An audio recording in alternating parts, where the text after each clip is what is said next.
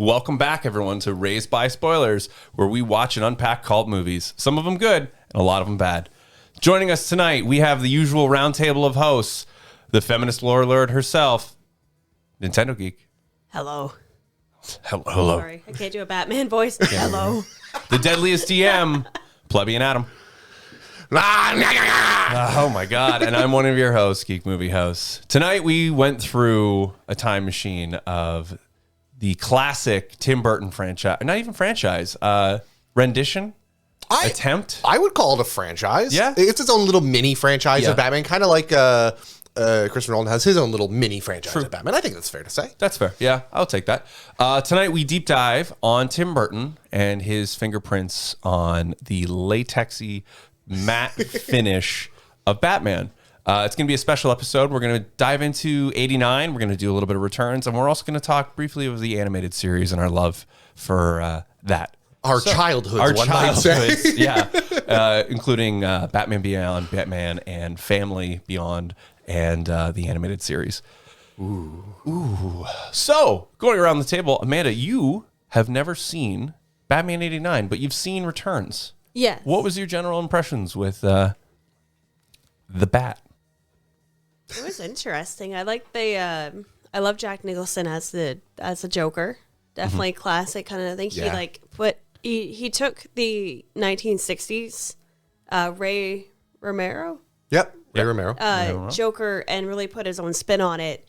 But underneath it all, he was just like, the same old like thug that he was before he turned into the Joker. Yeah. That was good. I think he did a good job. Yeah, I think talking about that real quickly is I think you can see the trends and the growth of Batman by each movie. Like you can see how the previous impacted the next. Mm-hmm. And I think your description of Joker and Romero just with really the same type of makeup, and he didn't go like too overboard, but like it was still very true to the original like rendition of it. So it's kind of like a good like wink and a nod, Yeah, absolutely. So Batman was released in June 1989, the 9th.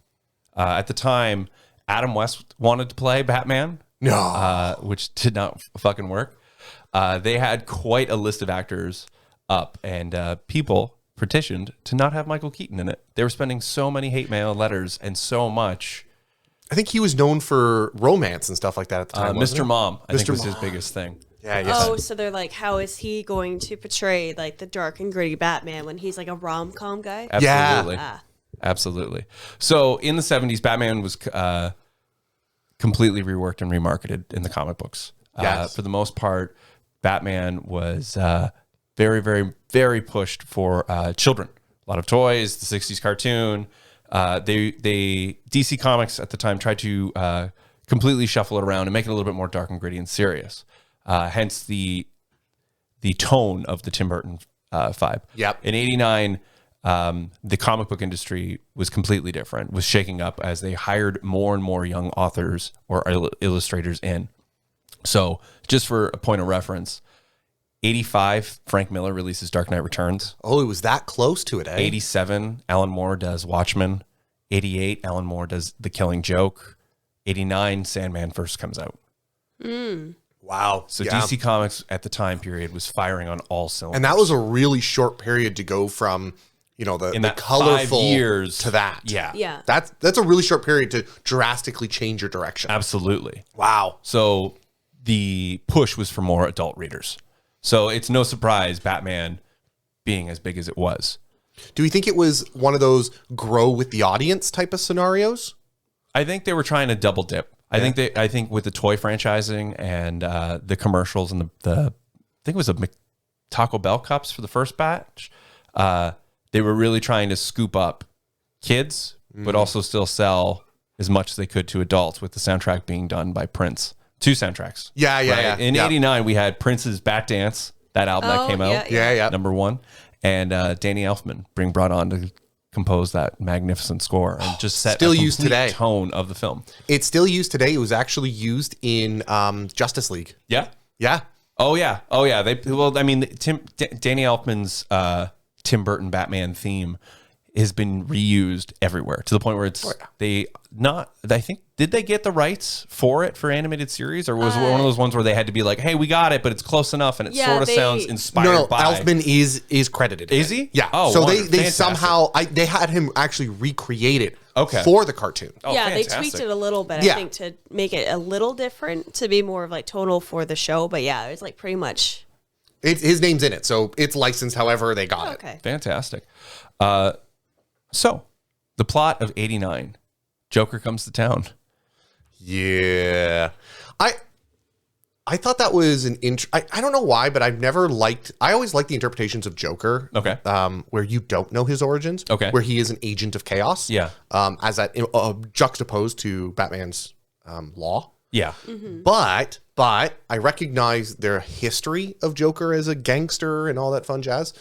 And I think everyone voted to have Jack Nicholson as the Joker, and they got what they wanted, and it was well deserved. Well, they wanted Tim Curry to play him originally, which would have been good. which would have been That great. would have been a very different Joker, I think. Absolutely. And what's funny is we'll jump back into another time Tim Curry auditioned to play the Joker again. Really? They wanted him as the Joker on the animated series, but originally had strep throat, and the producers used that as an exiting point.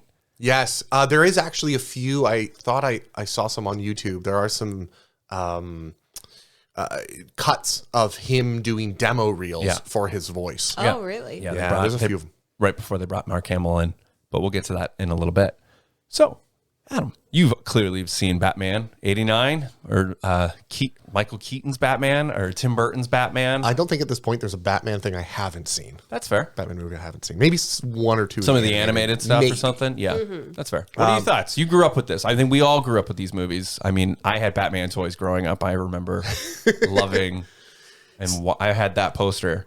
I Big will black admit, one with the symbol on it. I was born 88, so Okay. a movie coming out in 89 has no like nostalgia value to me. What was interesting is I got caught in after all of it was big, after it was out on VHS. The bat hype. And I went backwards in time to enjoy it. And I still treat it as a childhood memory, even though it was out probably a decade before I even really thought about it. Well, that was the big push, right? The VHSs, I mean, for this movie itself, came out 6 months earlier than it normally would, being released for Christmas. Yeah, so I think it was they- in film, it was in movie theaters, and then 6 months later it was out. And That's it's very normally smart, though, because then every kid is going to get the Batman video for Christmas. right. Yeah. And I think this movie, if I can remember correctly, was the first to have the VHS released in the same year as the theatrical release. Yeah. So it tells you, like, They were pushing. Yeah, they were pushing. And what's weird is as a kid, the world wasn't doing Batman hype because it was a decade later. Right. So I just enjoyed this movie in a microcosm of by myself. Okay. Like me and my brother, and that was it. I enjoyed it. That was the universe to me. It wasn't in McDonald's because McDonald's is well and done with that. Yeah. It wasn't in any of these worlds. And then right at around that time, the animated series, I was watching the animated series. So those were so closely linked in my mind. Yeah. Because of how literally time-wise they were linked. 89 is fantastic. I think it's the beginning of a new generation of Batman. I don't want to give I know a lot of people give it a lot of the credit for the darkness of Batman, but as you mentioned, there's the Killing Joke and Batman Returns. Frank Miller's The Dark Knight. The Dark Knight Returns. Yes, thank you, Returns. Frank Miller's. I think those really deserve the credit for the dark Batman. Yeah. But this made it mainstream. Absolutely. Yeah, this was the first, because the show was so colorful and campy, and just like the set designs were so like wild. Well, it was going off of the classic, not very taking itself too seriously, camp of the 60s and the just what the material they had, unfortunately, at the time with Batman. Well, that's what people thought Batman was about. Right, the Joker's pieing people in the face and then robbing banks. Yeah. It wasn't acid. It was just like smiled up quick for kids. Yeah, Right? exactly. So the tonal shift and then... Well, back then, I don't think you can show like the amount of like hyper violence you get now. Like they would have been taken off the air immediately if Batman. Oh, did yeah, more well, than no. just bang, pow. Zoom. Yeah. Straight to the moon. The camp is... the camp is good of the Adam West ones, and no disrespect to that show. It's a completely different show. It's a completely different vibe and tone, but it's colorful, and that palette that they used to work on, especially with the Adam West show, is so reminiscent of comic book covers. Yeah.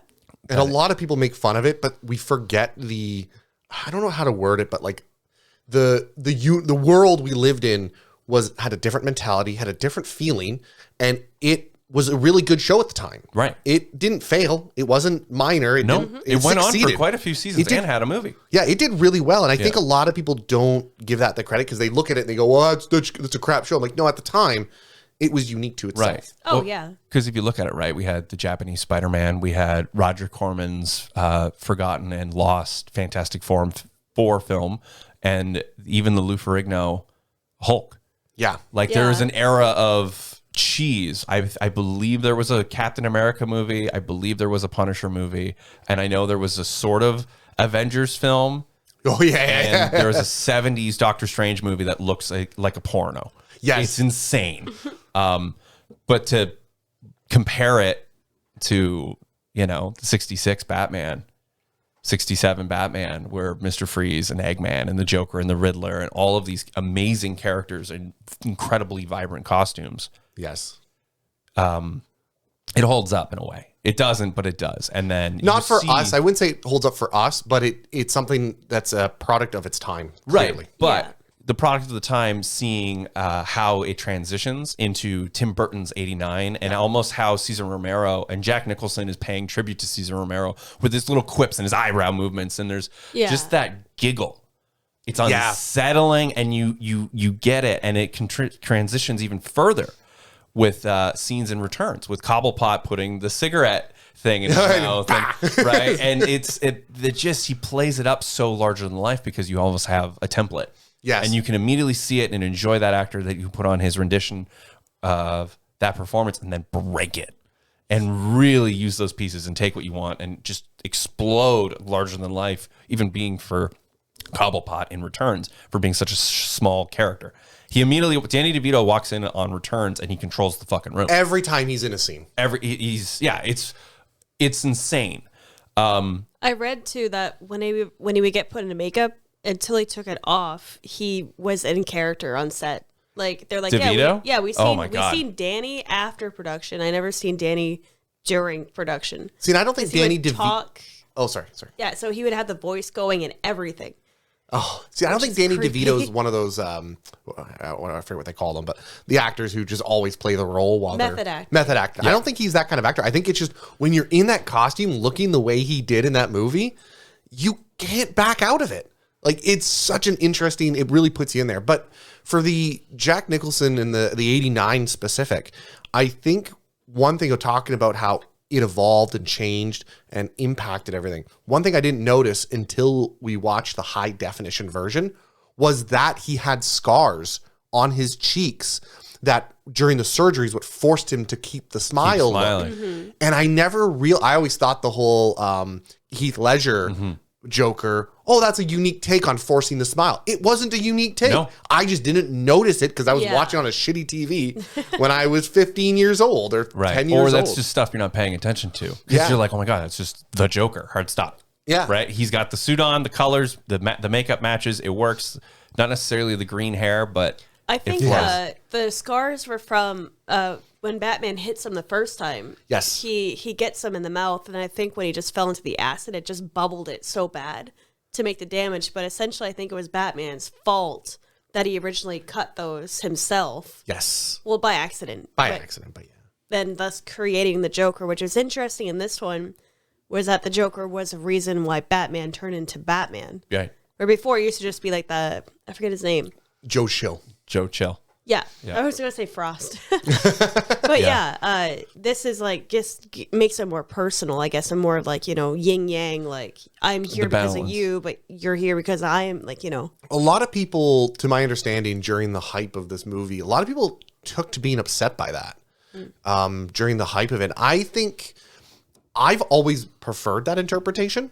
Yeah. That they created each other because Batman and all of his villains are mirrors of one another. They take a portion of Batman and mirror. And I think, Joker being the biggest arch enemy, I think it's important that they mirror each other in creation story. And I think that actually adds to it. I like it. Yeah. The Vicky Vale plot is quite fun. I love Michael Keaton chewing up the scenes, especially when Joker comes to confront him at Vale's apartment. And he grabs the serving tray Yes. And then Joker goes to shoot him and he drops. And there's such an energy from Keaton. He's got the fire poker. You want to get crazy? You want to get nuts? Absolutely. That was It was a great scene. Absolutely. Because you see him unhinged as Bruce Wayne, not Batman. Well, I think that to me showed a very good side of Batman, which was the psychologist detective. Mm-hmm. He knew that by doing that, he was trying to pull attention. It's a combination of he was trying to protect Vicky Vale by drawing the attention to himself. Yeah. And not only that, but I think he kind of knew psychologically he would earn a bit of respect with the Joker, and that might go well during their discord. Right. And that maybe will keep him alive, or at least... I can be slimy, too. We could probably strike a at deal. The time, this he doesn't didn't have to know go he the was way Batman, though, right? True. He just seemed like, who are you? Like Bruce Wayne. Right. Yeah. Yeah, I thought that was a really good scene because it showed Bruce being smart and protective, not just Batman and punchy. And I really liked that scene. So Billy D. Williams plays Harvey Dent. And the original plan from Sam Hamm was to bring Billy D. Williams through all 2 films to the 3rd film and eventually do the Harvey Dent storyline to Two-Face. As the 3rd movie. As the 3rd movie. Oh, okay. But it fell apart because Tim Burton, right? But we'll get to that when we get to Returns. Michael Keaton, Jack Nicholson, Billy D. Williams, phenomenal cast. Jack Nicholson himself took a pay cut, but negotiated with his agent for merchandising. Best deal any actor makes on a good movie. He is estimated to have made $90 million with just everything. on royalties. Just on royalties. Oh my God. Said and done. That's like George Lucas type. Yeah. Like findangling. Yeah. With the paperwork. Well, I think a lot of those people learned from what George Lucas got from Star Wars because this was all after that. Right. I think they all looked at what George Lucas did and went, okay, clearly merchandising is the money. Right. So they didn't necessarily use his likeness with the toys. Oh. So we got Bob the Goon, we have the Joker, but it's the original 1970s figures that they still had the molds for. So he got royalties on his T-shirts, Joker. Not McDonald's cups. Yeah, not Joker. His Joker. Only his Joker. So that's why I thought they did this because they just couldn't get stuff out. Movie or he's on the thing. They did this because they couldn't get stuff fast enough out. But the original packaging was this with the gold and the black letters. It's later on that we get the re-release with the Batman figure with Michael Keaton's face on it. That makes sense. Yeah. Oh, yeah, okay. Because this was the figure. His belt came off. He had some batarangs, and his belt was a zip line. Oh, it's kind of cool. Yeah. Yeah. No, babe, it's a bat rope. It's a bat rope. Bat rope. He's blasting Batman might not eat pussy, but he blasts bat ropes. Okay, one thing I am happy to see on there. So we're looking at the toys. We're going to put some of the big toys. One thing that we do have to talk about is Joker's right-hand man. Bob the Goon. Bob the Goon. I'm so happy to see that he got a toy. Ride or die, Bob the Goon. Ride or die. Yeah, what a guy. I'm so glad that I don't think he officially had a name. They never called him Bob. It was just in credits. No, Bob the Goon. They called him Bob. They call him Bob? Yeah, Joker immediately goes like, Bob, you're like one of the only ones I can count on, and then turns and kills him. And it's like, oh my God. Yeah. And you were more shocked that Bob dies. Gasped. You gasped. Because I just remember there was so much, like at the end, just explosions and guns, but I was like, oh wow, this is kind of like Die Hard. And then it's like, yeah, when he killed Bob, I was like I was taken back. I'm like, what? Like he did nothing but help him all movie. Think that was a very necessary section of the movie where he did that because it was too near the end. I think they needed to do it a bit sooner. Yeah. But it clearly set up when the chips are down, the Joker is not someone you party with. Right. He is not someone you can trust. He is chaotic. It's almost as if like once the plan started falling apart, that's when Joker started losing it and started killing his own henchmen, and then everything kind of crashed, right? Because we have the parade, we have the balloons, we get where does he get these wonderful toys? Yeah. There's just it's such a setup and such a well-designed film. I do like your comment of the only reason he shot Bob was because there wasn't a TV around to hit. Yeah, because he destroyed like 4 TVs. So he didn't have anything else to shoot, so he's like, okay. Yeah, I think it sets up a good thing because there's no loyalty there. Right. It sets up Joker as a clear villain with no loyalty. At least if you have sometimes a villain with loyalty to his henchmen, you might feel for that villain, or you might be like, okay, like he clearly has loyalty. Joker shows no loyalty, and therefore he is a true villain. And I think they need that scene. Absolutely. It ends with Joker or Batman or Gordon unveiling the bat signal. Yeah. And possibly setting up a sequel. So let's get into that sequel. Yeah. Batman 89 did have a bunch of video games and other stuff. There was tons of merchandise. Oh, Everybody's had some sort of Batman. And I'm sure they were all made in absolute haste and were trash. Oh, yeah. The Tiger Electronics beat 'em up side scroller with 19 batteries in the back of it. Think about it, because you said the movie was released in June, and they had 5 months, and they probably didn't tell the manufacturers that they were releasing it so soon. So of course they were probably the toys probably didn't start coming until the following year, after the DVD. Wow, VHS came out. The 6 months after, Yeah, they probably also didn't realize it was going to be as big of a hit. Yeah. And I suspect that obviously back then, I don't think they negotiated for toys the same way they do now. Whereas now the toys, to a small degree, define some of the character costumes in movies rather than it being only the other way around. And I think that's part of it. Well, they get made prior to the movie. That's why there's always leaks that people find, like an Amazon leak that was like, oh, wait, this, I think it was Black Panther or one of the Avenger movies. There was Doctor Always gives Strange. away the villains. It was Doctor Strange and not Starro, but the octopus thing. Yeah, and it's like, oh, shit. So they already had already planned it ahead of time. Where before it's like, oh, shit, the movie's coming out. We got to start manufacturing it. Yeah, I don't think they had that quite during the 80s, and not quite. They clearly were understanding it, but they didn't have the process down. Yeah. So, speaking of toys, McDonald's got Tim Burton fired. What? After Batman Returns. No. Ladies and gentlemen, welcome to McDonald's Batman fault? Returns. McDonald's was advertising toys for Batman Returns. And the movie itself was way too gory, or not even gory, but violent. Sexual. The sexual aspect of it, especially. McDonald's and American moms were writing in countless letters to the movie studios complaining about having a children's movie marketed with so much. I'm sorry to tell you, but one thing I have to come up with, we're going to talk about that topic. We're going to get there.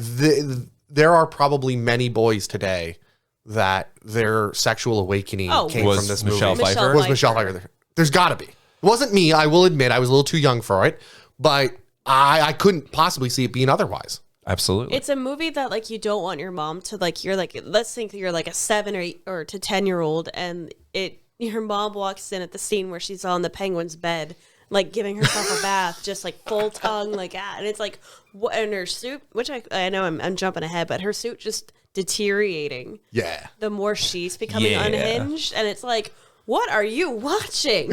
Oh, yeah. So yeah, I could see that being a problem. So, set back in Gotham City, Batman Returns had a budget of 50 to 80 million. I don't know necessarily if that's inflation or where the middle or maybe it numbers just are didn't coming. get leaked as well as it does now. The box office itself was 266.8 million. Wow, it made over 100 million more than the original. Yeah. It's not as big of a change as now. Now we have movies that are going for 200 million, but they're making $1 billion, which is a way bigger jump. This money, though, is enough of a Tim Burton do a third one. Oh, easily.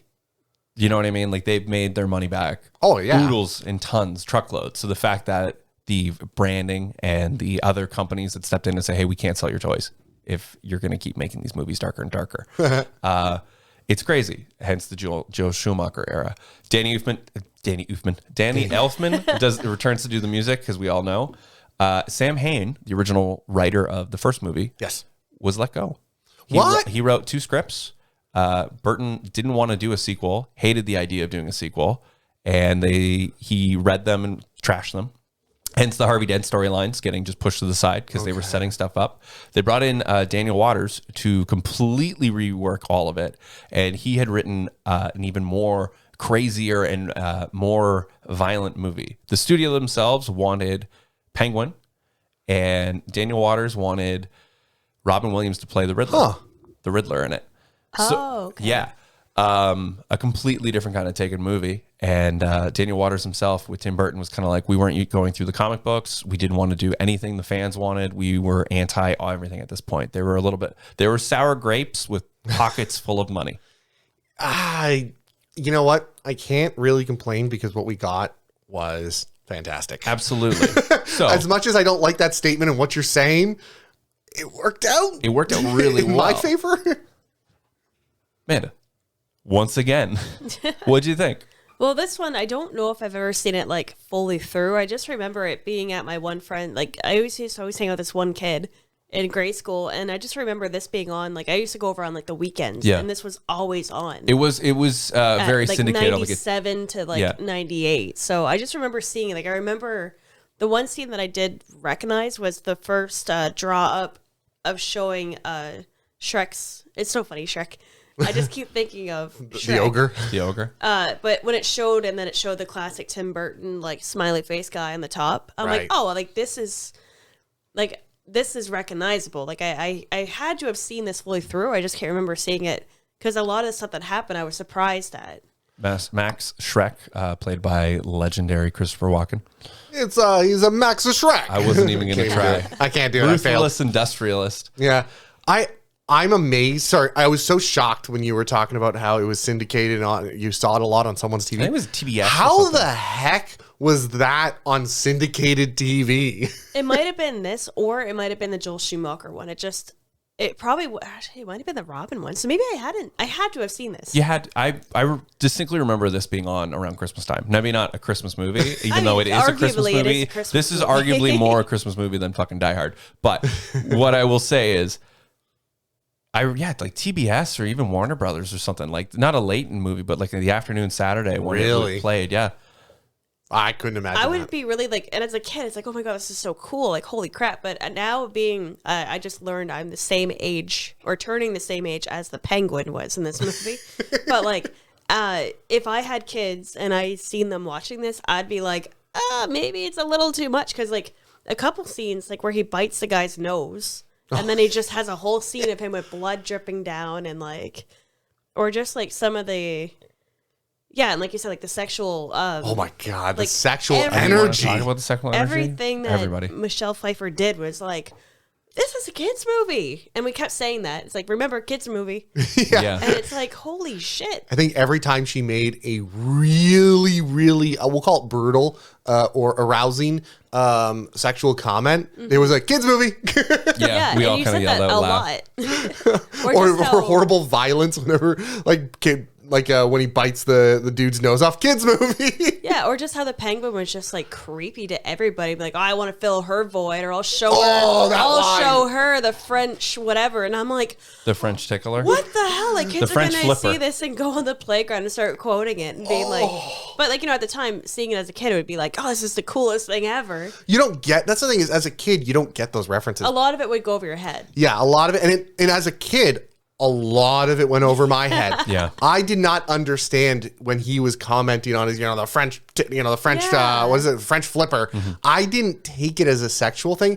And I even took this, I understood the sexual tension between Catwoman and Batman, but I did not, because of the words used, Yeah. it was really dumbed down in my mind. Yeah. It was Yeah. very simple. And it was okay. I saw the physical Yeah. attraction, but I didn't understand the word, so it was muted. Yeah. What one might say. And then you see, and he's making a lot of like other noises, and like he's sounding like a penguin because when they walk, they make that like That grunt. yeah. So he's doing that. So it's like a lot of stuff that when he does talk, it's like, oh shit, like it's easy to miss.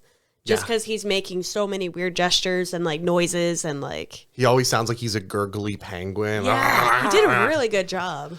How much of that was Danny DeVito. ADF? None of it. I Oh, had to I- actually to ask him to stop. Well, like I said, he's just stating character. So like imagine, and also too, I read any scene that was down in the sewers because they had live penguins. He was the only one that was comfortable because they had to have it at 35 degrees Fahrenheit, Because of his suit. which is like freeze, like Yeah. 0 degrees Celsius. So like everyone in there that doesn't have like a jacket was freezing, but they had to in order to keep the penguins Happy. happy. And because a lot of people wrote in when they realized they were going to have rockets on them. I think PETA, or some animal rights people were like, you're going to abuse these penguins. And they're like, these penguins are getting like the spa treatment. They're fine. I don't think anyone treats animals all that poorly in movies anymore on an average basis. Now, I'm not in the movie industry, so I don't know, but if they do, I think generally nowadays, if you treat animals in any industry worse than you treat a human, or the same as you treat a human, they'll come for you. We'll come for you. Because humans generally like animals more than they like other humans. They will come for you. But no, it was just the hyper violence. It's like I thought insane. Okay, I do have to ask a very simple question. Did you like Returns over 89? It was a very different movie. I think if this came out first, like the just how unhinged it was compared to 89, I don't know if there would have been a sequel. Yeah. Like now it looks like 89 was like baby gloves. And this was like, okay, fine. You want me to do this? Okay, here we go. I love these movies. I love them. Like, I love them. But I will say, Returns is a bad movie. What? Returns is a bad movie. There's no fucking plot. It's just character archetypes to character archetypes to character archetypes. What is the plot of Batman Returns when they're like, we have to get a power plant made? Well, now we're going to drop the power plant and why? Well, they briefly explain that in a throwaway line, and now all of a sudden the movie shifts to Penguin needs to be mayor. Then the movie shifts, and Catwoman's goals are to just get revenge on her boss. And then the movie shifts, and it just keeps jumping around, and it doesn't actually have a through line as much as it's just, here's what this character wants and is doing, and it has nothing to do with what the fucking movie's actually about.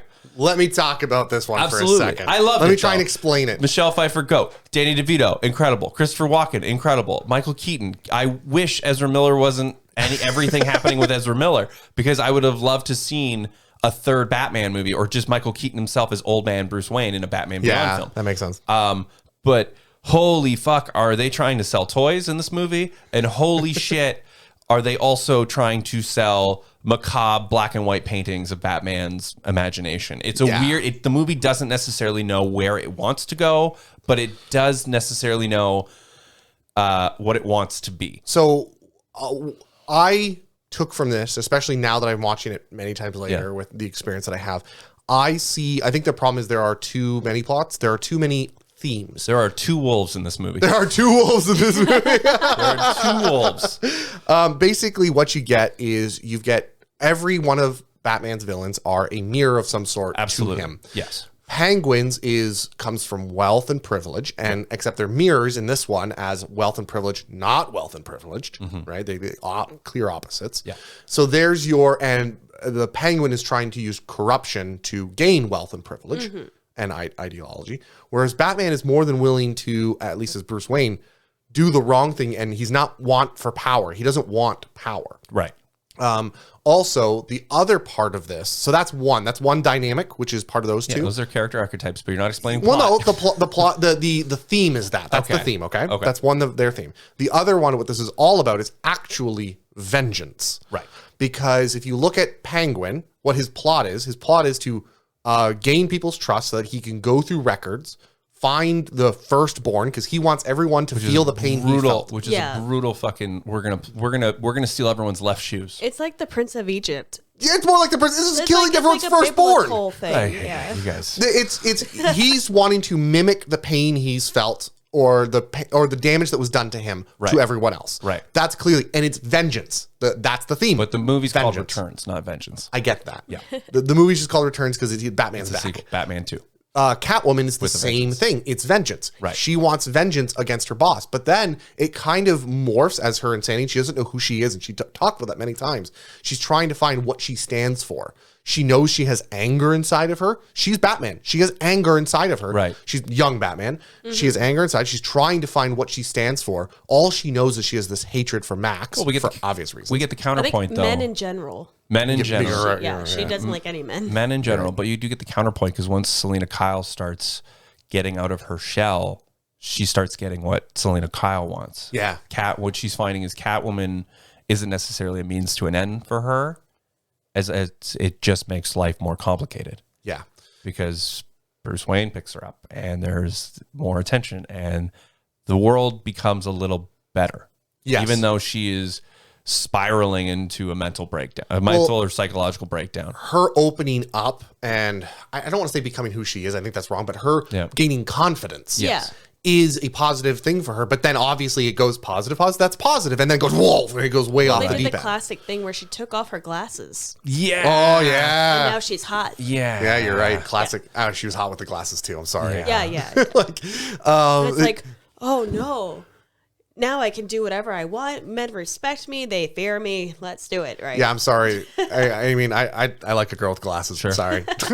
But there is definitely that vengeance where she has vengeance and anger towards Max Schreck. Right. And An then, industrialist who wants to make a power plant. that's a reason for you to hate Max. It's back end for him being a villain, for him betraying Catwoman. Right. And then what happens is Catwoman then takes her vengeance, and it starts to just go wild. Yeah. Batman keeps his vengeance in check, right? We identify that he's grown out of that. He is the senior of those two. He's almost teaching her, to a small degree, poorly, hey, it's not vengeance you're looking for. Right. You want justice. He's trying to teach her justice rather than vengeance. Where she's like, nah, I think I want the vengeance Yeah, part. don't want then the she just vengeance, my goes guy. and like, she blows up a storefront. She's like vandalizing all his stuff, basically. And it never really comes up again when she like blows up an entire like, Yeah, she becomes a terrorist. She becomes a terrorist. yeah. And then it just nothing ever happened with Yeah, that. I think that's what's going on. Is then Bruce Wayne, because of the Batman scenario, she hates Batman because now Batman's fucking with her, and she just wants vengeance on Batman. Well, Batman's saving the rich. He's Yeah. not protecting the poor. But she just wants vengeance on anyone that stops her at this Right. point, because her vengeance is getting wild. And Bruce Wayne's like, I recognize what you're feeling right now. I recognize I've been there. Let me teach you. And she eventually goes, no. By the end of the movie, she probably, in theory, has changed her ideology A little bit. At least a tweak. She's tweaked it a bit to not be as bad. And she's kind of figured out who she is, maybe, or at least gotten the start of that path. So that's what you have. You have this plot of You do, but you don't. 'cause penguin she going just through shows this. up on a roof. You're making assumptions now, though. no. That actually is not Michelle Pfeiffer in that last scene. Who is that? It's just they originally were gonna keep her like killed off, but the Warner Brothers was like, no, we have to have her in case she's gonna show up in the sequel. They had a plans for a spinoff. They did. Yeah, they were gonna do a whole thing, so they're like, we can't kill her off, we have to show her, but that was not Michelle Pfeiffer. Yeah, they didn't want to bring her back just for that. Yeah. That's one extra less bit. It's a Like, day why would pay. you pay someone Yeah. for not needing to pay someone? Yeah. True, It was a very expensive shot though, apparently. Oh, yeah. Yeah, it was like $250,000 or something like that to Well, shoot that last scene. It's one shot through miniatures. Yeah. They had to build that whole city. Yeah. Which is interesting because it screams Metropolis, the 1827? 1927. Gotta be 1927. It was not in the 18s. 1927. 1927 film. The city itself of Gotham is a fucking character in its own. Oh, right? yeah. It's beautiful. Beautiful. Through both movies. But yeah, no, I think that's what the plot, I think, is, you're right, complex and complicated, but the themes stick to it. It's just a little deep. And the story arc, the plot is a bit meandering because the whole mayor thing. I don't know, Well, but it does. I don't know there. if it's complex as much as it's just there's three stories happening and they don't know how to connect them. Well, I think he was trying to get him to be mayor. Like Shrek wanted him to be mayor over the other guy because He could manipulate him. he wanted to manipulate him to make sure that his power plant was built with no problems at all. So he needed that person in power that he was secretly trying to manipulate.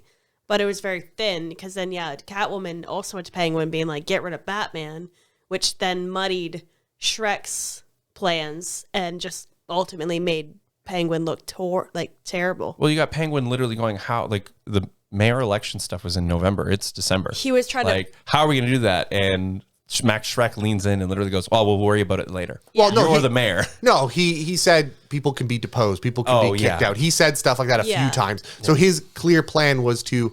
It's funny because you see the two mirrors. You see Max Schreck and Penguin, Right. which are really the air quotes anti-hero or hero of Catwoman is versus Max Schreck, Right. and Penguin is versus Batman. Right. Max Schreck and Penguin team up, but they don't trust each other. They're clearly trying to play each other for their own means and benefits. And then Batman and Catwoman can't quite get along, right? They obviously have betrayals and stuff there too. But it's clearly these two different lines. And you're right, it's almost two different story arcs that do struggle to get together. But I think it goes okay enough. Listen, it doesn't take away from my enjoyment of the film. I'm just saying, like, for what we do on the show, How we talk about it mechanically. how we talk about it mechanically and we actually have to break down stuff, it's good. It isn't amazing. yeah, you're right We on love that. it. it's a great movie. Well, like it's you said, fun, too, but also there's some holes. I have to give it mechanical. You're right. There was a confusion about the circus people being like, okay, where did they come from? And it's like, oh, remember that one scene that was like a minute where he's on the computer looking at the old circus. And it just fulfillingly was like, oh, there's this freak show that was just like shut down, and all these kids went missing. It's almost like they wanted Jack Nicholson to come back and have a whole bunch of goons.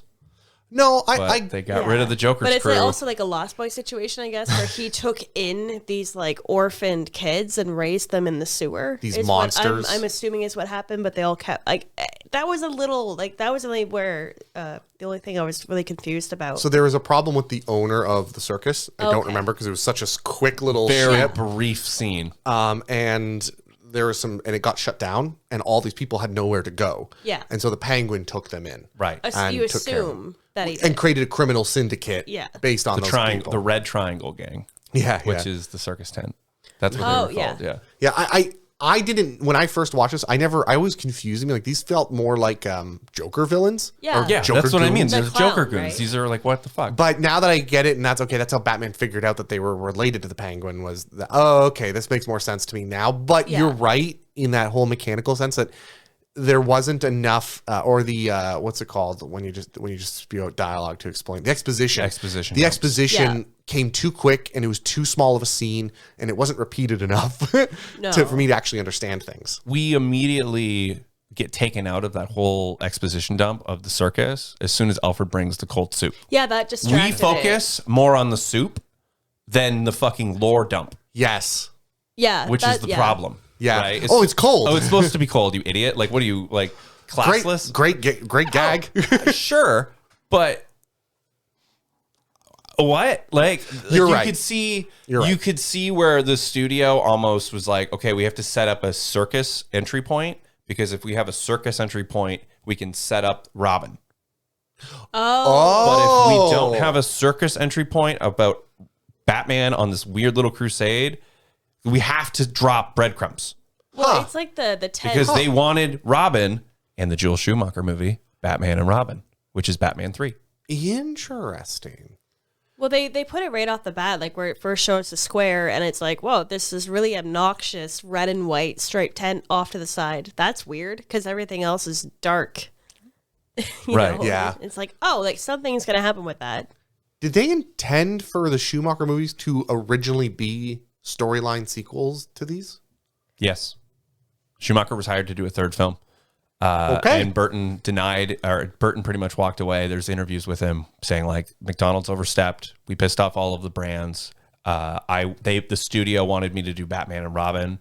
And instead of looking at the comic book material where the whole situation was taken into a darker or grittier light, Yeah. Frank Miller's Dark Knight Returns, Long Halloween, that whole saga of Tim Sale's Batman stuff, it's fucking phenomenal. He's looking at the old Adam West 60s era because that's where he grew up. And Burton protested Batman and Robin and the idea of a Cape Crusader living with a young boy. Yeah. Right. And that's why makes the team up doesn't necessarily work for him. Yeah, that makes And sense.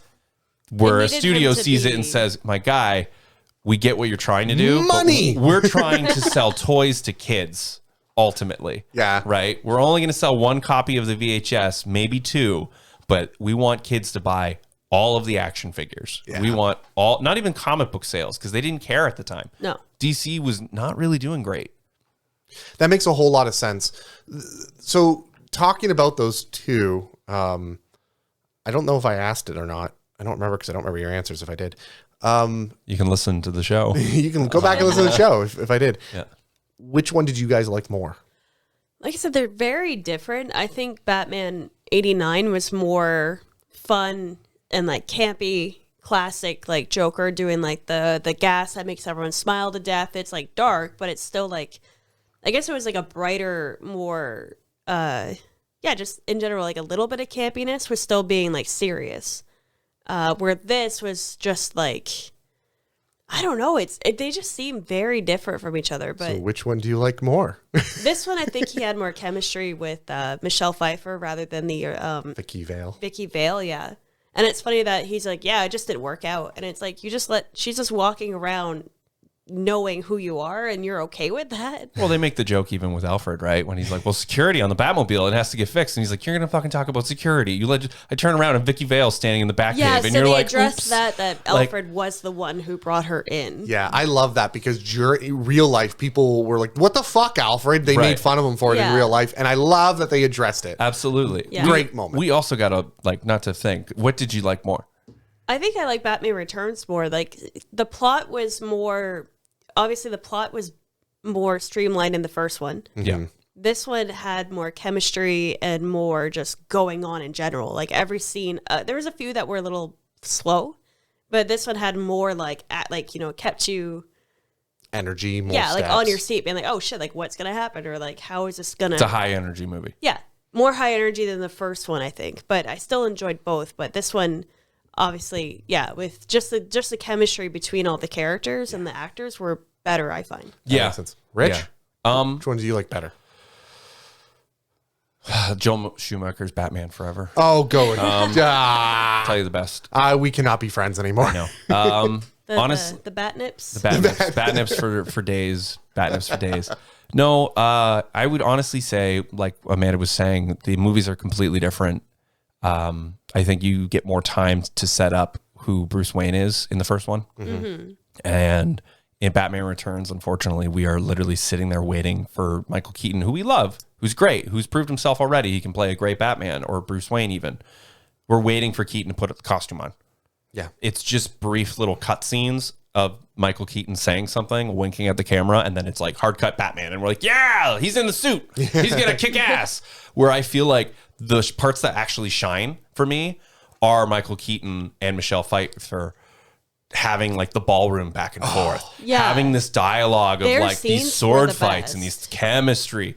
And just even the office scene with Christopher Walken and Keaton, where he throws the book across this huge conference table, and Christopher Walken just snatches it out of the fucking air. Yeah. And it's like one take. And then they just sword fight. And the dialogue is so quippy and quick. Yeah. I honestly, I like Batman. Batman Returns is a little bit more of a fun movie. Mm-hmm. And I can see like me as a kid would have chose Batman Returns, but I think Batman is a better movie. Ooh, that's an interesting take. Like they're better, but for different Yeah. segregated reasons. in a weird sort of way. Like, don't get me wrong, I enjoy Batman, but Batman Returns feels like a really, really, really cool toy commercial. It's got these bells and Yeah. whistles, even though it's super dark, and the art style is just incredible. But yeah, I don't know. It's hard. It's hard to pick. You know what I mean? To level it to one. Yeah. Adam, how about you? So I'm not nearly as split. Okay. Returns is the clear winner for me. Wow, you're really wrong on that one. But okay, that's fine. Yeah, I think it's as a kid. Yeah. With a simpler plot, I still enjoyed Returns. Yeah. I'll be honest. I don't think as a kid, when I first watched it, I really understood the plot. As you said, it is convoluted. Yeah. And very difficult to follow. As a kid, I did not follow it, but as a kid, I enjoyed the visual spectacle. Yeah. As an adult, I enjoyed as like I guess a teen Yeah. when I rewatched it the many times I've rewatched it. I did enjoy it more than the first one because I found it higher energy. It was more brutal, more Right. sexual tension, and that as a teenager, violence and sexual tension. Come on. Come on. So that gave the win there. And as an adult, I feel now, having rewatched it now, I feel you're right, that chemistry between the characters, Yeah. that scene where it's the three characters showing up and kind of meeting each other for the first time. Yeah. Yeah. Great scene where it shows each of them off Yeah. in their own unique way and what makes them them. And I thought the visuals, the scene where right at the beginning with the bat signal in Bruce Wayne's Yeah, that was cool. Iconic. Oh. Iconic. visually, I think it's a better movie. Okay. I think the dialogue, as you mentioned, the dialogue it's like verbal sword fighting, as you described. That makes it better. And obviously the action packedness and so on and so forth does make it better. I think it is a better movie. You're right, though. The plot is a little too convoluted. They needed to clean that up a bit. Yeah. Yeah. Well, apparently they were supposed to, originally he was supposed to have more lines just in general, like Michael Keaton. That makes sense. But he himself went through the script with them and crossed out like a ton of dialogue because it didn't make sense to have him so chatty, I guess. Because the first one, like he was more like stoic and all that. So Batman he was doesn't- actually supposed to have like a lot more lines, but he wanted not to have that. And then at the end they agreed like it's a better movie without So I don't know if it was quips. more scenes with Selena or if it was more just scenes in general, but It looked like there was a lot of scenes where, especially with Selena, where he was just silently staring at the camera. that was Instead a of lot of the movie over-talk, was just him conveying like what the fuck with his eyes, being like, what am I seeing? Well, act with his body language in a way, right? Which Well, is he huge. can actually move his head. Yeah, big improvement from the first one. Yeah. I think that's one thing they did well with Batman in this one is they showed off his eyes a lot more, just like you talked about. And there's a lot more eye acting, which I think was a very positive thing. It's weird. Oh, sorry. Go ahead. Sorry, there was one scene in the beginning, I think it was right before when he was saving Selena the first time,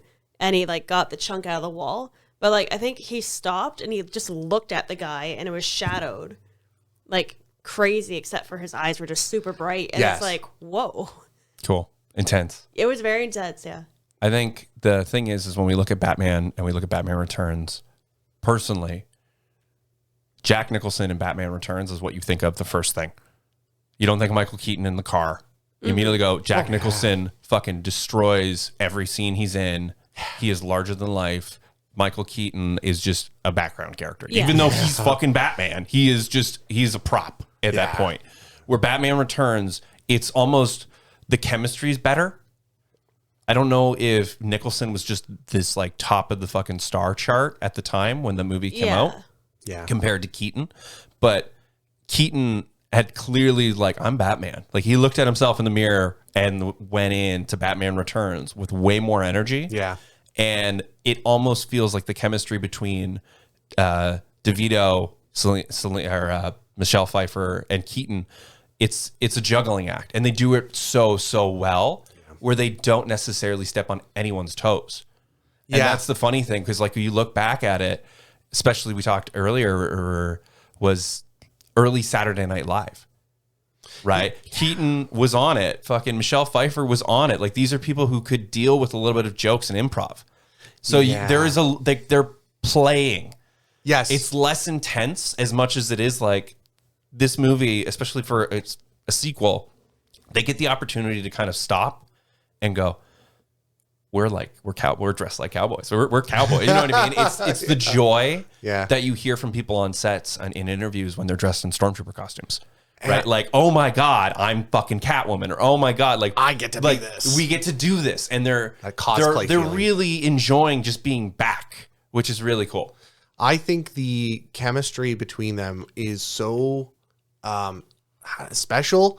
It's so throughout the movie when are they going to discover? You know, they're kissing, they do wounds, and they're checking the wounds. Oh, did they feel the wounds? Did they just recognize who each other They're is? figuring it out. Almost, and we're kind of going, and then finally there's this quiet moment when they're in the ball, just dancing quietly, and someone says a line, and right in the middle of the other person, the mistletoe line, and right when they respond, you can see Keaton's eyes go, oh my, and they both they're hugging each other, and they're.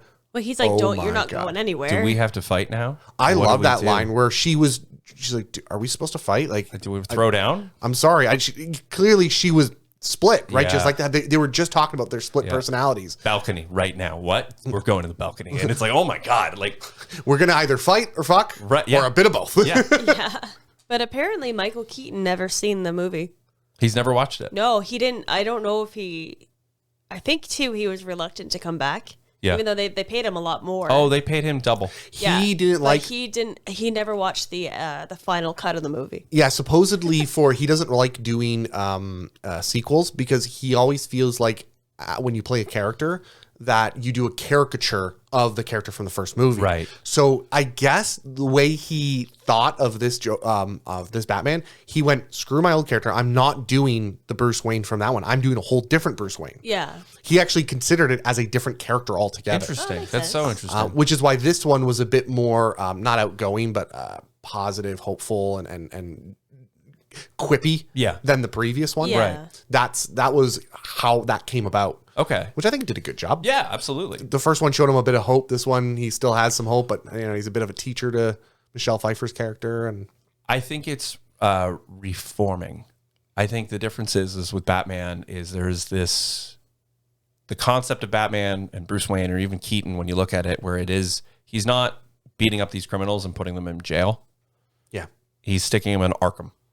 Yes. Because he wants these criminals to heal and get better.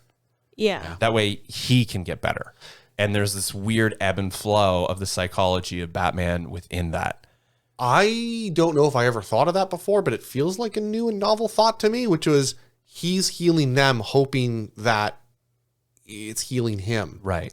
I don't know if that's a new thought to me on this one, but it feels novel as of this moment. There's a weird... It's an interesting... Yeah, because of... It's the same thing when you look at like even the comics or the one-liners from any of the movie where, well, you know, Thomas Wayne opened hospitals and addiction clinics and like dealing with like the city. Yeah. To try to fix stuff. Also, too, I just thought at the end, he finally takes off his cowl, even though Shrek is still there. Mm-hmm. He's like, I don't like. In a way, it's like, does he even care anymore? Like, does he want to stop being Batman? But then everyone that's seen his face, pretty much that he believed at the time, died. Like she murdered Shrek. Penguin came in and died and got shuffled into the water. Yep. And I think that's why she murdered he Shrek thought too. Selena, maybe to protect his identity. Yeah. I didn't know if that was it. I think what happened is twofold. One, Bruce Wayne, Catwoman, Selena Kyle made a comment earlier when she like, when I'm with you, I feel like who I should be or something like that. Yeah. She makes a similar comment. And I think he kind of is like, like he feels that with you and I, we make who we should be. Yeah. Like we are complete. We don't have to hide who we are, which gets us to the masquerade. Yeah, which is a great one. But really quickly, so when he takes off the mask, I think you're right.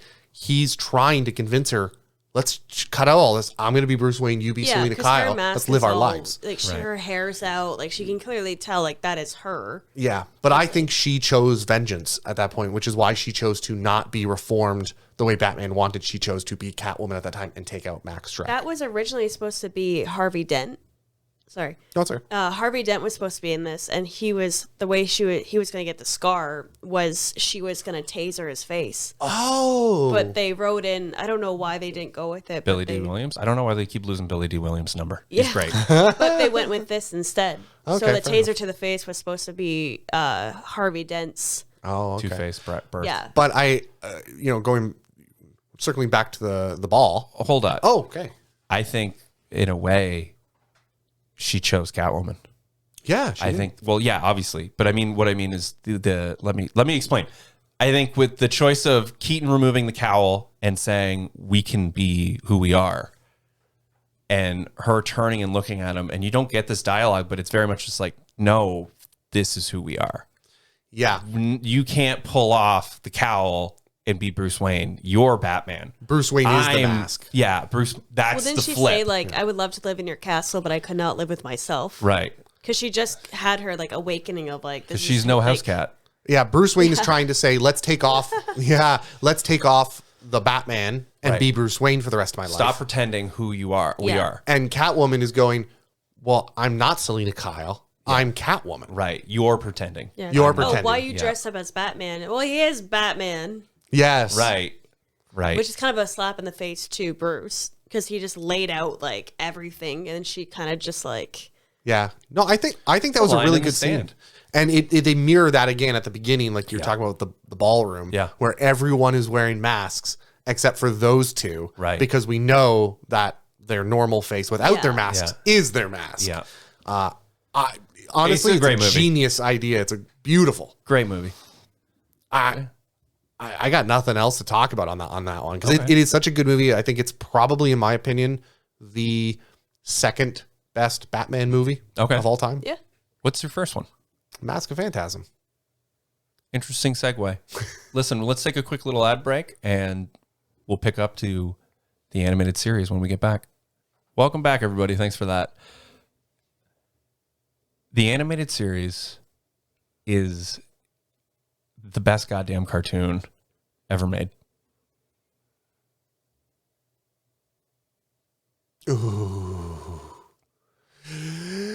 Ooh, that is conflicting in my soul. It is very good, but also much like the Batman Returns, I don't know if the targeted audience is really kids. Batman It's really deep. in the beginning, as the studio and the franchise or the show went on, Batman and Family or the new adventures of Batman obviously got a little bit more kid friendly. Yeah. But that first season Woof. episodes on the first season is just bangers. Fox Kids premiered Batman, the animated series, on September 5th, 1992. And it ran all the way to 95. There was 85 episodes, and it continues on to The Adventures of Batman, the animated series, Static Shock, the animated Superman show, Batman Beyond, Justice League, Justice League Unlimited, and a huge cinematic universe done properly. It defined the WB cinematic universe that they still carry today. Yeah. At one point, the show was aired on Sunday nights for adults. Really? And then I believe that episode would air the next week on Saturday morning for the kids. Huh. It was a very parents expensive. could screen it first. Not necessarily. They were trying to get an older audience. They wanted teenagers. Trying to get both. Right. They were trying to get both.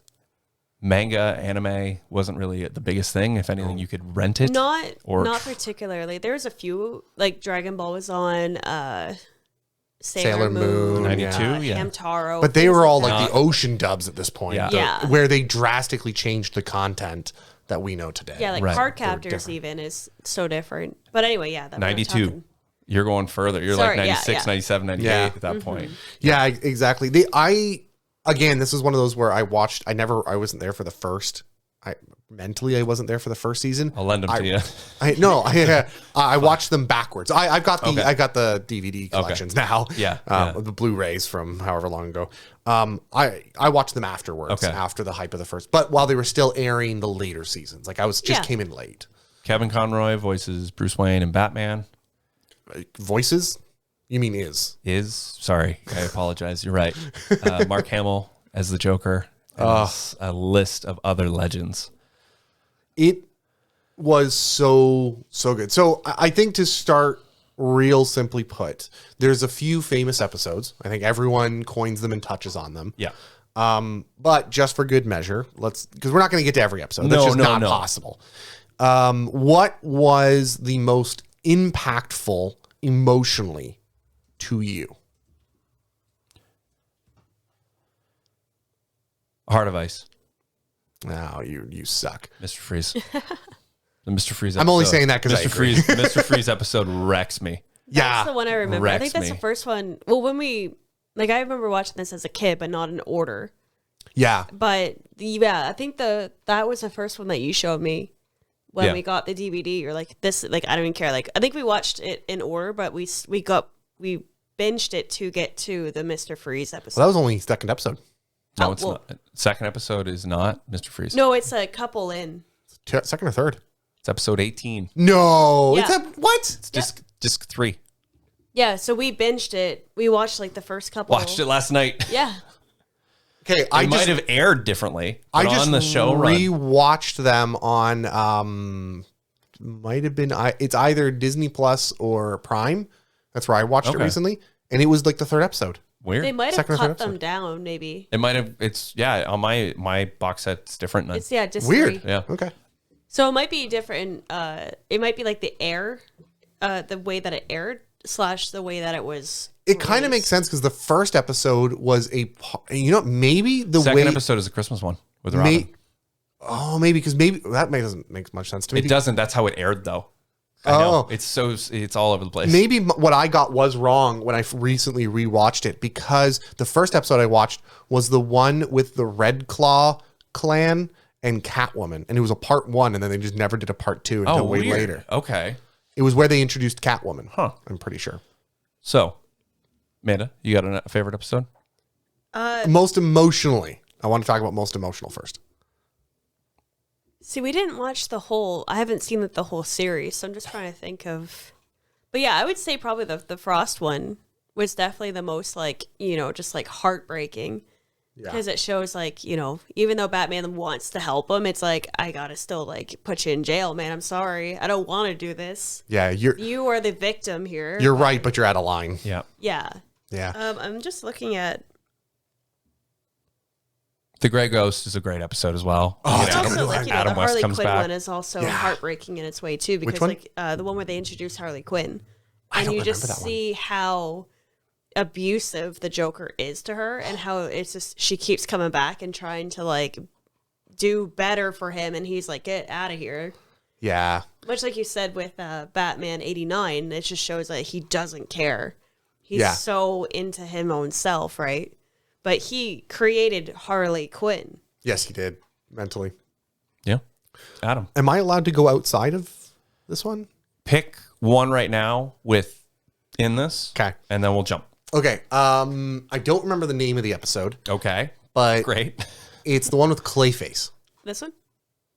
I'm guessing that must be it. That's it. The feet of clay. I'm guessing that must be the name of it. He kind of has a very similar tale as it's not quite the same tale as Voiced by Ron Perlman. Is it really? Yep. Yeah. Oh, Everybody's in the show. oh wow. Where basically it's clear that he is the victim. Yeah. And he is clearly a monster against his will, and he has no choice but to do what he does, and it really makes you feel for him. Yeah. It really does. I totally get it. And I think they do a really good job. Yeah. I don't know if it's these necessarily ones, but I do They remember do one. a good job with this for actually introducing each of the villains, but just how tragic they are at the same time. And like it's some of them, like you said, it's not their fault. They turned into this. It's either their company did an experiment, or they found something out and they tried to get rid of them, or They had no choice. They were down. The system, the city put them down. Yeah. So it makes them more tragic, being like, are they really villains? Or like you said, they just need help, but like they're so far gone. Well, the whole thing with the Clayface episode is shady pharmaceuticals. Yes. Yeah. And it's a landslide. Yes, of problems. exactly. Yeah. Yep. Yeah. So what was the one outside? So the one outside I was going to say was the first episode of Batman Beyond. Oh, yeah. Oh, yeah. Where Bruce Wayne. Oh, yeah. Just specifically the moment where he picks up the gun in desperation. And then he goes, no, and he drops it at the last time. That's when he realized, I'm done. I can't be Batman I almost killed someone. I almost broke my rule. Oh. Okay. And that's when he decided not to be Batman. And that to me was after watching the adventures, and then that being because I did watch Batman Beyond when it first came out, because I was old enough at that point. When it was being announced and ads for it, that was my holy shit, my Batman. And I love that episode. And I love Kevin Conroy's version of Batman, Old Bruce Wayne. Old Yeah. Bruce Wayne. My favorite Yeah. interpretation of him. See, I will pivot off of Batman Beyond and go to roughly one of the last episodes of Justice League Unlimited, in which case Amanda Waller sets up the Phantasm to murder Terry McGinnis's parents. Oh yeah. Because the world always needs a Batman. And you just kind of see Wow. how full circle everything was. And the concept of what Batman Beyond even pulled with Barbara Gordon becoming Commissioner Barbara Gordon, and just the world they build is fucking incredible. I think Miranda Waller also put in Batman's DNA into Terry McGinnis's parents, so that the child, because it's actually it gets wild sci-fi. Yeah, it that's gets weird. it's but what's all over. weird It's like is eugenics. you watch it, yeah. and clearly they didn't intend it, but it kind of worked out because the two Terry McGinnis's two parents, I don't think have the same color hair as Terry McGinnis. Oh, okay. So it's one of those things where you don't really notice it because, okay, his hair's white. His father's aging or whatever. Or his father died, I think, really young or something like that. Because this whole thing is his dad dies, and his mom's died. a single mom, and Terry has to go get a job and ends up working for Bruce Wayne. That's what it is, yeah. Oh, okay. So later on, there's this, he has dark hair like Batman, and oh my God, it goes wild. But no, the first episode, I think, that and the Ink episode. Oh, yeah. Inks was a very tragic story as well. But that, to me, I think the reason why those both hit was because the Clayface episode and the Clay episode, or Ink episode, are they're identical. Yeah. They're very similar. Cool. Very cool. The animated series did all right. Really? Yeah, they did movies. It won a lot of awards, but it only did 4 seasons. So it didn't make that much money. It didn't make as much money. That's upsetting. Right. Merchandise and stuff, yes. Toys, stickers, action figures, coloring books, all of that. But Guess that makes sense as to why they've never brought it back. Like why they've never brought those people back. Probably because they never allow it to come back. I don't necessarily think Mark you can. Hamill just announced that he won't do the Joker anymore because Kevin Conroy. He's like, tying himself to I'm Kevin not Conroy. the Joker without Batman, and my Batman is and will always be. That makes a whole lot of Yeah. sense. Okay, cool. I'm fine with that. It's sad, but I'm fine with it. Yeah, I know. It's like you want him to keep doing the games that keep coming out and like the different things, but it's like he's like, I'm done. I can't do it. Yeah, that makes sense. No, it was a great series that really touched on a lot of stuff. And you're right. I didn't notice it until later that as the episodes went on, it got a little bit calmer. Yeah. A little bit easier watching. Yeah. Well, I mean, what's interesting, even not the Heart of Ice, but the Grey Ghost episode, it's not the traditional Spider-Man, the animated series, hand covering. Like, they're pulling out revolvers and Tommy guns. And Yeah. That's what they had throughout the entire show. They're saying, I'm going to kill you. Oh. Like, that completely changes in later episodes because you're not supposed to have any of that. Like, no characters can smoke cigarettes. No characters can have actual guns. You can't say kill or death. That's why you get a lot of villains going, I'm going to destroy you, or I'm going to end you, or thing, right? That violence. That's that Dragon Ball Z. You will be sent to the next dimension. Right. Well, I think Mr. Freeze or whatever, Mr. Freeze was like, oh, you're now going to like experience like the cold hands of death or whatever. It's like, whoa. Yeah. They scripting wise, they had to change it quite a bit to dial it back for kids. So right around the second season, it starts really pushing in. I think Robin's actually introduced in the second season more as a full-time character, and they get less just Batman. Yeah. I think there's one thing that's important for these shows because they were ostensibly less than 30 minutes. They're 22, 25-minute episodes. Yeah, 30 minutes plus ad, like if you include ads. But I think that what's really important is they told really deep, complex, emotional stories in 20 minutes. Yeah. Oh, yeah. The Harvey Dent episode for Two-Face, part 1 and 2, it literally is the Christopher Nolan movie. Yes. It's like, holy shit. And then you get into the Ra's al Ghul one, and that's the Christopher Nolan movie. They watched this and went, yeah, that'll work. We'll do it. It's funny. Like, I realized how much the movies, the Batman, the 89, and the Returns, and this influenced Christian Bale. I thought a lot of the stuff that Christian Bale was unique and, wow, this guy really thought of Batman differently, like the scars on Joker's face and small things like that. And a lot of the stuff we've discussed. No, I gave him way too much credit. Sure. Yeah, absolutely. Well, guys, we love it. The Cape Crusader, the world's greatest detective. A little too good sometimes. A little too good, a little too convenient. Yeah. We oddly jumped to that leap in logic. Amanda, did you love it? Did you hate it? What would you rate Batman Returns and Batman 89? I think as a whole, probably I would say like a high 7, 8 out of 10. Yeah. Maybe. Yeah, like it was entertaining. It was fun. And a couple times I'm like, I can't believe this isn't a kid's movie. Yeah, absolutely. It's a kid's movie. But if I would rate them individual, I would definitely rate Returns higher. Yeah. Just like you said, the entertainment value was there, but also the plot was easier to follow in the first one. So, yeah, I would say about like an 8 combined. Yeah. Yeah. I mean, when you look at it, the practical effects, the makeup, the miniatures, the first one they fly the Batjet through the city, and it's it's a mini with a little Batman G.I. Joe moving his head, and there's blinking lights, and it's just, they're incredible films.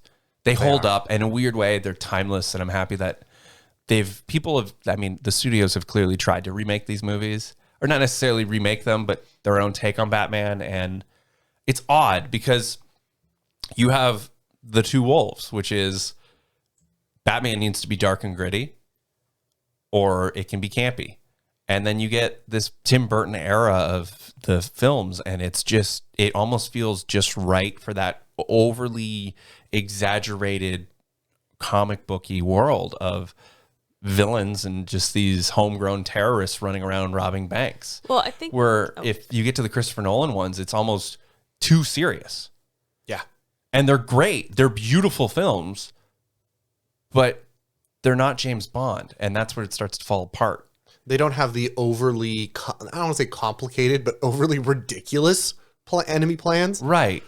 Where if Batman falls off the building and crashes into 3 cars and through, the cement, or not the cement truck, but the car full of like the cat litter truck and stuff like that, right? Where in the Christopher Nolan movies, he's just falling to his death.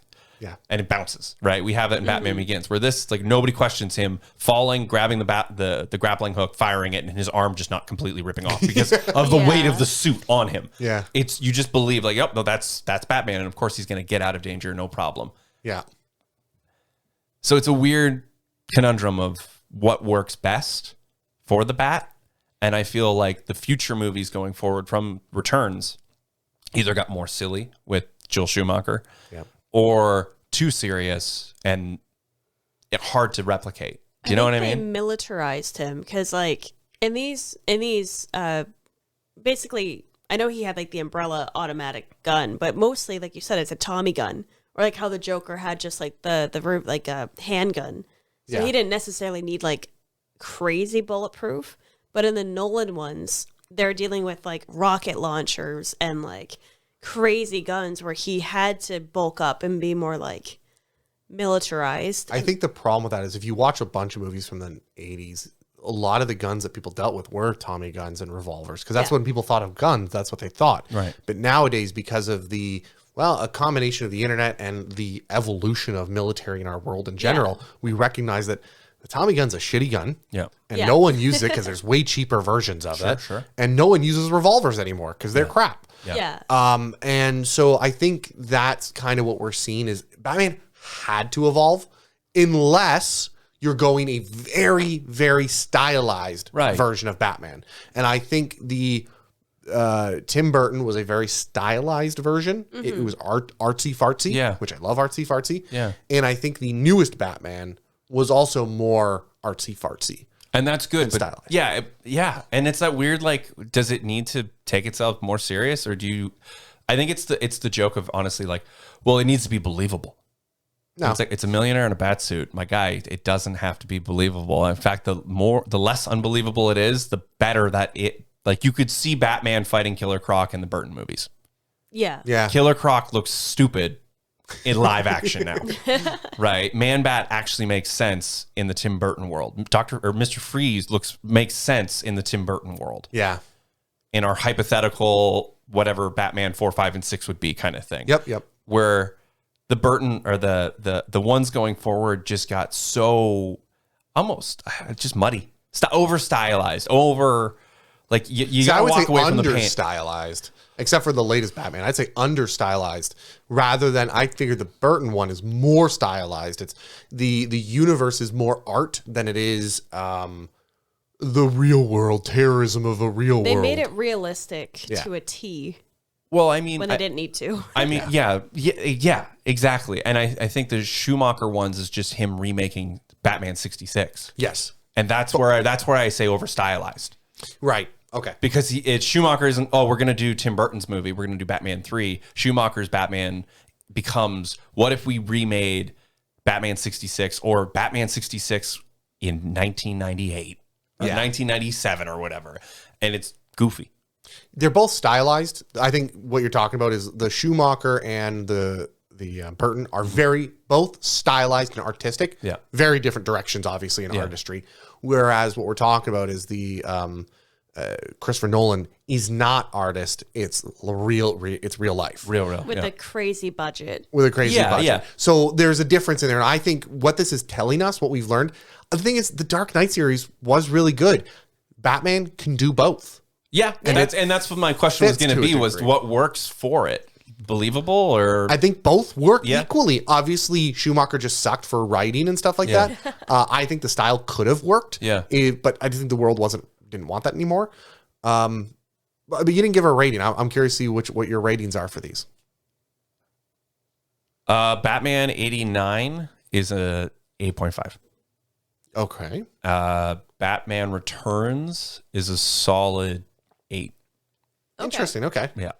I am exact opposite of you. That's fine. That's okay.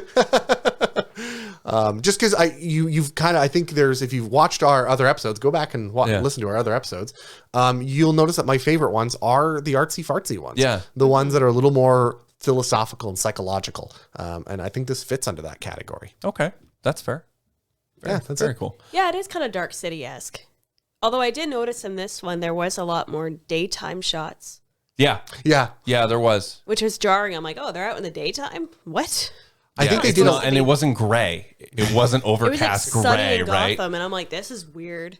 Yeah. That's true. Cool. Well, I think we do one last bit of podcast within a podcast. Everybody, we're going to bridge those brows.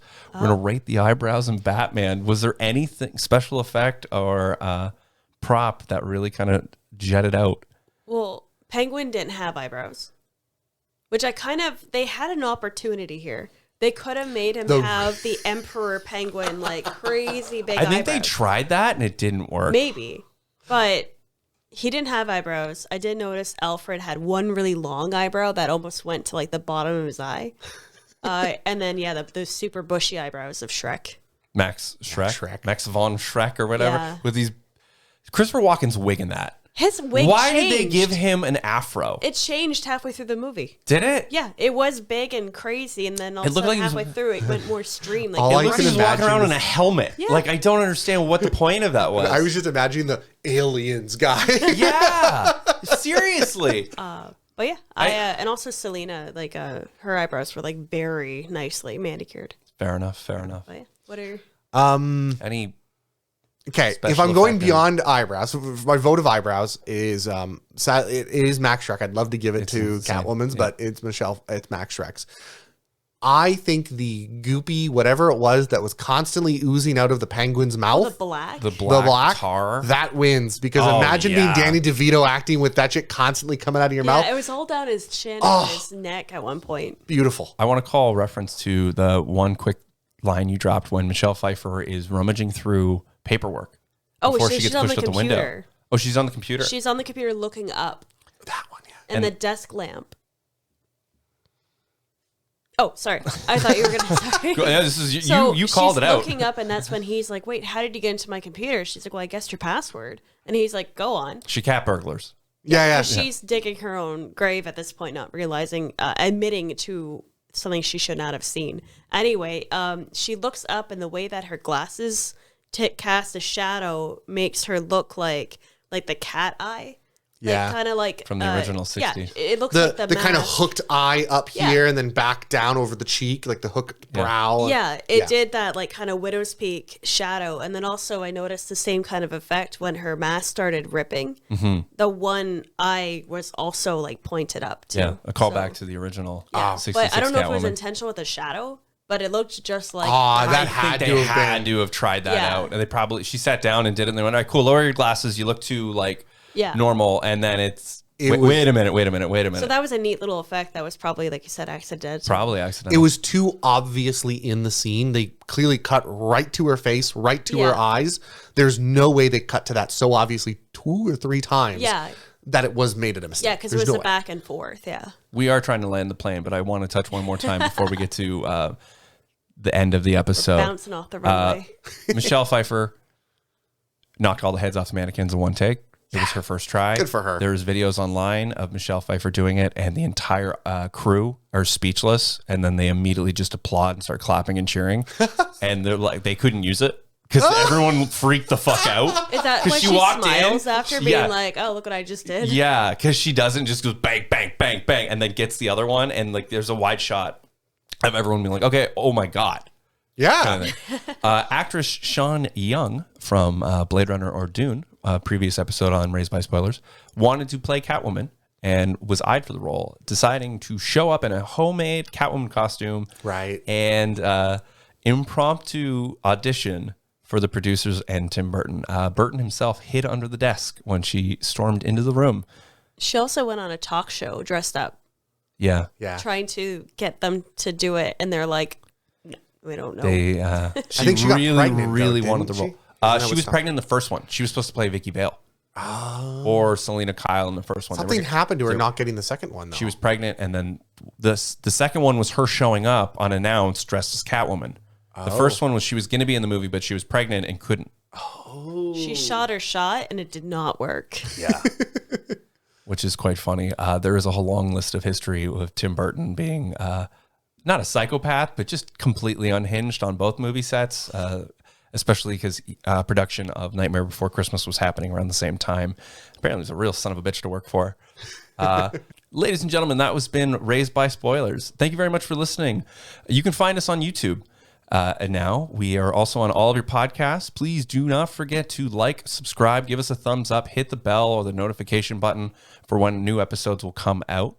Let us know what you think about Batman. If you loved 89, if any of our opinions are wrong, because we definitely want to hear from you. Yeah. Amanda, where can people find you?